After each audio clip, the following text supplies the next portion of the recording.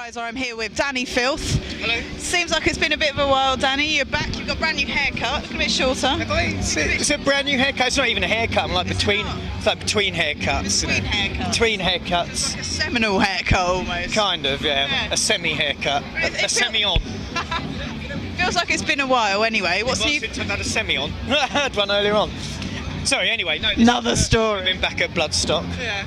First time I've been at Bloodstock, not back at it. Anywho, I'm not even drunk. I think that's why I'm a bit.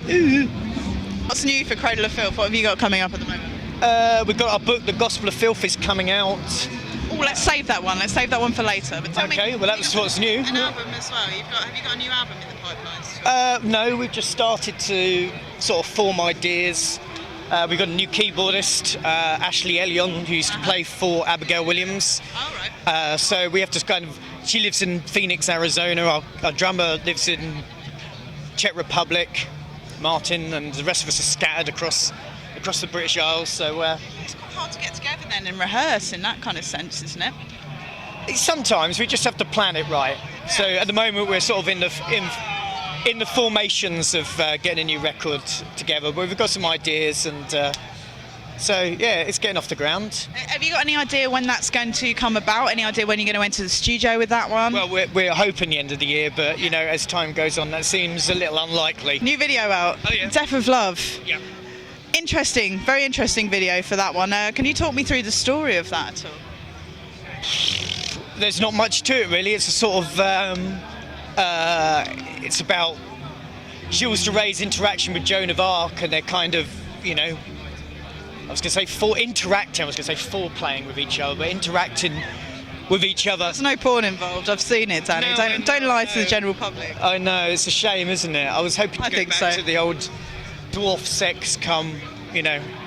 That Cradle of Filth are so famed for, dwarf sex, sexy dwarfs. Poor girl in that video, you dressed her as a knight. I mean, what the fuck, man, seriously, why did you do that? Well, because that was Joan of Arc, wasn't it? She was... Yeah, but even so, she's quite like a nice-looking girl in the video, and it's quite an interesting video, you know, it's all kind of jaunting along, there you are with your guitars, strumming away, and then suddenly we just shoot to this blonde knight singing at us, like, for me that's a little strange. Did she lose a bet, or what's going on with that? She must have done to appear in one of our videos, yeah, I think so, yeah. She might be just being like the ninth circle of hell, she's just stuck there, really. Don't do yourself down, Dani. I don't. You are. I wouldn't. I would never. The tractor's arrived. Pardon? The tractor. Do you feel at home? I do actually, yeah. If you don't know, everyone at home, it's from Ipswich. Is this correct? Suffolk area? Suffolk area, yeah. Suffolk area in general. Yep. So you're used to be called a farmer boy in that respect. That's more appropriated towards our football team, who I hate. Who you hate? Who do you support in that case? You support... He's a traitor. You support QPR, seriously? Yeah, well, no, I'm not a traitor, actually. I was a mascot for QPR, so I'm sticking to my guns. I was. What is the... I don't know, sorry, football not being my forte. There you go, then. You're having a go at me for supporting Ipswich. You don't even know anything about football. No. I'm just wondering, what's the mascot? What's the QPR mascot?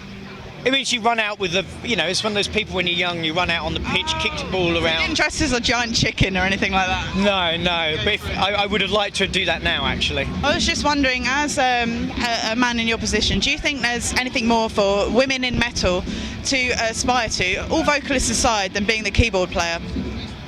Well, I think there's a lot of women in metal, isn't there? But there's what's her face, and you know her, and that, you know, the one with the hair. Hoojamer flipping the skirts. That's right, yeah, the one with the big thingies. Yeah. No, I mean, there's plenty of women in metal. The thing is, I think the problem is that when women get into metal bands, everybody assumes them to warrant sex symbols, mainly because most blokes are really ugly.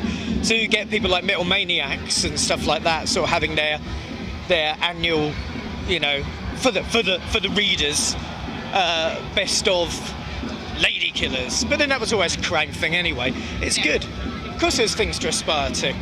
Because the thing is, right, I mean, I've tried really hard. I've tried playing the bass, and, you know, I'm all right at that. I've tried playing the guitar, and I'm just not a shredder. I don't know whether it's the estrogens just fucking with the pickups or something like that. Or perhaps you just shit. No. But when I tried the keyboard, it really just struck a chord with me, you know? It just really struck a chord. I was just wondering, do you think it could be something genetic? I don't know. I wouldn't know. I'm neither. Gospel of Filth then, in that case. Gospel of Filth. Tell me about that. Why should people buy the Gospel of Filth? Well, because it's a walkthrough of everything that's good. It's all about the dark side, horror movies. It's co-written with an occult historian called Gavin Baddeley. It explores everything to do with the dark arts, and there's lots of contributors from movie world, people like Tim Burton, Dario Argento, through to people like Robert Resler, the FBI crime investigator, through to last ever interview with Anton LaVey. You've got people like Villa Valor in there, King from Gorgoroth, James Hetfield, Slayer, Marilyn Manson. So it's a huge, action-packed. A bumper Cradle edition. It's like a Bible. Yeah. And you have Bible editions, I believe. Is that right? Yeah, we have a limited. Well, it's a grimoire edition. Yeah. Yeah. But are they not £50? It's quite expensive. Well, not really, because most books that are like that, and usually I buy them a bit more expensive than that. They have to be like expensive because of the paper they're printed on, or like made from, I don't know, ostrich feet or something, and they're leather bound, and they generally sort of make twice as much money in about 2 years' time because they are strictly limited. Just thinking business-wise, I mean, we're in the era of a recession. I mean, do you really think you're going to shift a lot of copies for £50? We already have, yeah. Yeah? Yeah. But it's strictly limited to about 5,000, I think. Right. And are they going to be cheapy editions for fans that want to get hold of stuff?